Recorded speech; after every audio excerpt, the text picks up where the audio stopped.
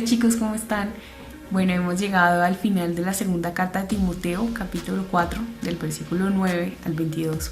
Vemos aquí cómo Pablo se acerca de una forma aún más personal a Timoteo, mostrando la urgencia de que Timoteo vaya a visitarlo, y también vemos reflejados los sentimientos que está teniendo Pablo en este momento, que se está sintiendo con dolor, se está sintiendo débil, se está sintiendo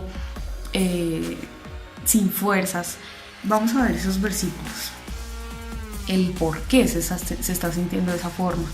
Versículo 10: Demas me abandonó porque amaba las cosas de este mundo y se fue a Tesalónica. Crescente se fue a Galacia y Tito a Dalmacia. Solo Lucas está conmigo, así que busca a Marcos y tráelo cuando vengas. Él me será útil en trabajo aquí. Versículo 14: Alejandro el herrero me trató muy mal. El Señor la castigará por lo que él hizo. Versículo 16: En mi primera defensa nadie me ayudó, todos me abandonaron. Que Dios no tome eso en contra de ellos. Una de las cosas cuando leía estas eran las razones por las que Pablo se sentía así, y pensaba en qué momentos también me he sentido de la misma forma. Claro que sí, me he sentido de la misma forma, decepcionada y triste, con dolor, aunque no por la misma razón que Pablo, porque Pablo está en esa situación y está pasando todas estas cosas cuando él ha recorrido la buena carrera, donde ha hecho bien el trabajo y ha encargado todo tiempo de llevar el evangelio a tiempo y afuera de tiempo. Mas sin embargo, la razón por la que yo me he sentido así ha sido principalmente por no depender del Señor, por no orar, por no buscarlo, por distraerme. Entonces, una de las cosas que me sorprendía de esta porción de lo que veía en Pablo era que a pesar de esto, a pesar de la situación en la que le estaba pasando y cómo se estaba sintiendo, aún dice el versículo 11 y el 13 que vaya por favor con Marcos porque va a ser útil para el trabajo allí. Y adicional le dice que cuando pase por la casa de Carpo, que le lleve los libros y los escritos en pergamino. Es decir, que Pablo seguía llevando el evangelio y seguía estudiando la palabra. Y yo decía, wow, con toda esa situación, y él aún estaba predicando y estaba estudiando la palabra.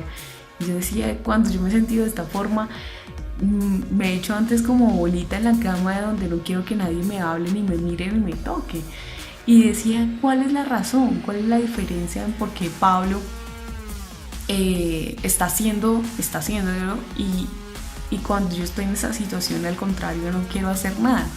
Y la respuesta está en el versículo 17 y 18.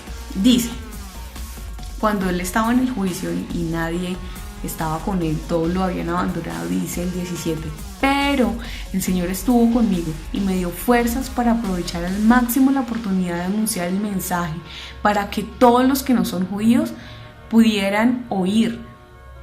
Y así me rescató de la boca del león. El Señor me salvará cuando alguien quiera atacarme y me llevará a su reino en el cielo. Al Señor sea el honor por toda la eternidad, así sea. Pues, ¿cuál es la diferencia? La fe.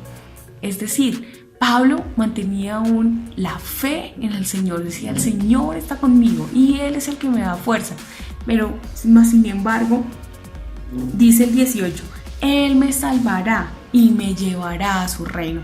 Hace muy poco veíamos un estudio acerca de la fe y yo me impresionaba porque nosotros, ya muchas veces tenía claro que era la fe, que era creer en la palabra, que la palabra de Dios se cumple.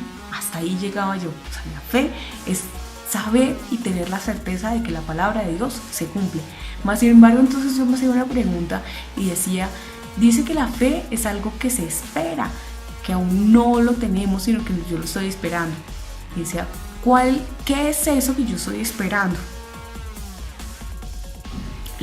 La resurrección, la salvación, porque en eso aún no lo tenemos. Eso lo tendremos cuando nosotros, en el momento que morimos.